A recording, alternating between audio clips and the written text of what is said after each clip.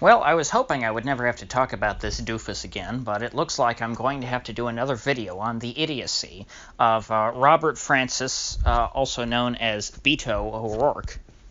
Now, some of you may have noticed that in the past few weeks, Beto has reinvented his campaign because after he launched, he really had no purpose in his campaign. It just sort of seemed like, hey, I want to be president because I'm cool and I'm a daddy and, I wear these, I don't wear mom jeans, I wear cool jeans and I'm just like you. But, that sort of thing isn't really working with the Democrats anymore. They want someone with a little more pizzazz, which he does not possess.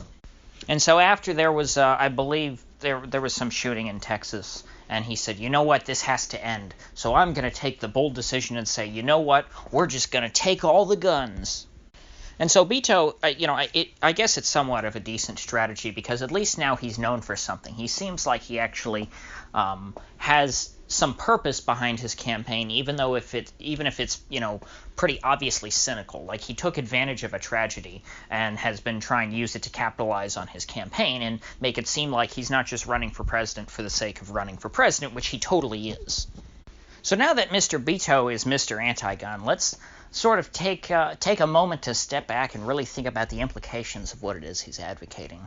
Because even though I think he's totally cynical, his supporters, I would imagine, don't think that he's being just a cynical politician. I think that they probably feel that he really is Mr. Big Anti-Gun and he's going to come take for the guns.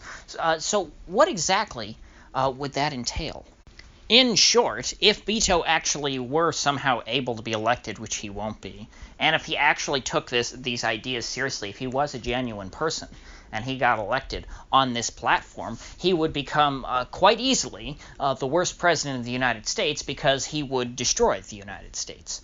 If you try to do something, rip something from the cultural fabric as foundational as the civilian ownership of military rifles, well, then you quite literally will not only destroy the spirit of America, you'll destroy the actual legal body of the United States, because you won't have any loyal citizens anymore. Well, I shouldn't say that. There will be Beto supporters, but this will so effectively polarize the country between, not just gun owners and non-gun owners, but gun owners and non-gun owners who don't want to kill gun owners.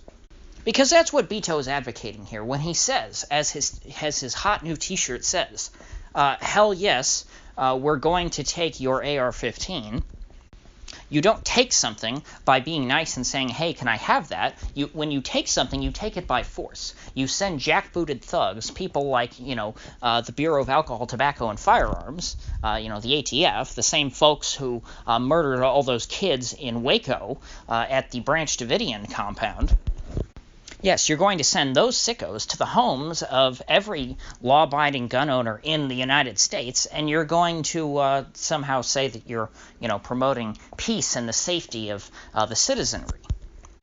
Now, I suppose that Beto expects that people will just sort of, under the threat of the ATF, will just hand over all their weapons not willingly, but under duress. Which, again, is still violence because you're threatening to kill someone, essentially, and then you're making them give up their property. That's called theft. But that probably won't even happen. It won't even be that, let's say, peaceful for what Beto's trying to do, because there have been people who, for my entire life, at least, people have been talking about when the government eventually will get around to trying to take all the guns. And everyone, who is a gun owner, they tend to prepare for these sorts of things. That's why you have, all these private militia groups. They're not waiting for the Chinese to invade America. They are, all of their preparations and things, all their stockpiling of ammo and supplies and their plans for, how they'll try and, bug out and go hide in the woods somewhere. It's about fighting against the U.S. government. And so if Beto were to try to implement his plan, the immediate effects would be that there would be a highly decentralized but somewhat organized insurgency spread evenly across the entirety of the country. In other words, it would be an armed rebellion. roving bands of ragtag militias looking out everywhere, getting into fights with federal authorities. It would be the sort of thing that we see in Afghanistan, the sort of thing that the United States military over the last 18 years has been completely unable to even push back against, let alone defeat. The Taliban today actually control more territory in Afghanistan than they did in the winter of 2001, I believe. And so needless to say, if the U.S. were to encounter a similar insurgency within their own domain, not just some country in the Far East, well, that certainly, I think, would bring the U.S. government to its knees, and certainly would delegitimize the U.S. government, because they would not be able to effectively crush this rebellion. The U.S. government would lose its assumption of invincibility when it's on the news every night that you see, and it would go on for years. These militia groups that are able to combat the ATF or the military, whoever else they bring out there. I mean, the U.S. would just become a failed state. I mean, a state cannot function without the consent of the vast majority of all the people who live in the state. That's kind of how governments work. Governments are always very small groups of people relative to the whole of the population.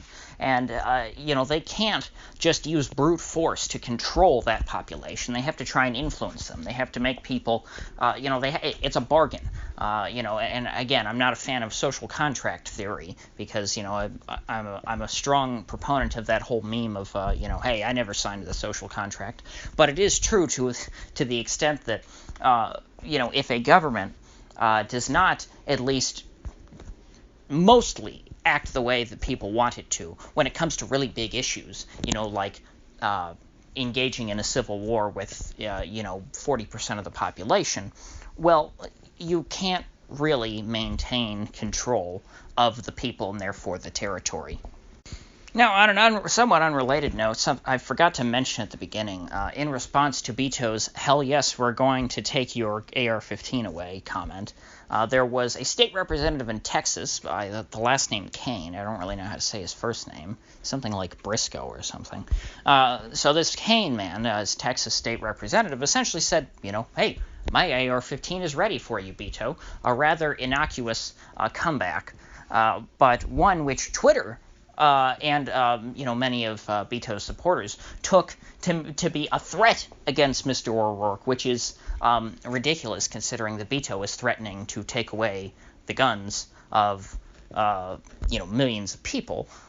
He even printed it on a T-shirt. That's a pretty clear threat if you're threatening to take stuff away from people.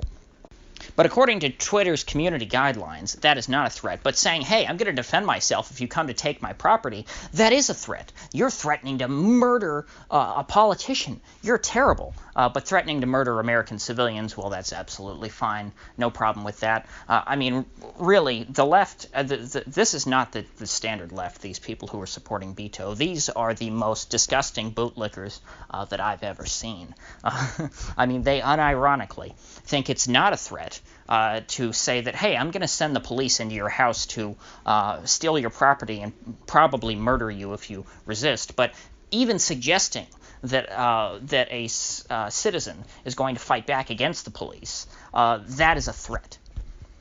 I mean, I think that's going well beyond where most of your typical thin blue line right-winger types go when it comes to their defense of the police. I would say that Beto's people, at least, I don't even know if they're all Beto's people, maybe they're just Democrats in general, who I've seen in response to this whole fiasco, are quite literally the most pro-cop folks I have ever seen on Twitter. So with that said, if you gain anything of value out of this video, I'd appreciate you clicking that like button and sharing this video. And if you haven't already, please do subscribe because I do upload every day and I'd hate to have you miss one. So I'll see you folks back here tomorrow.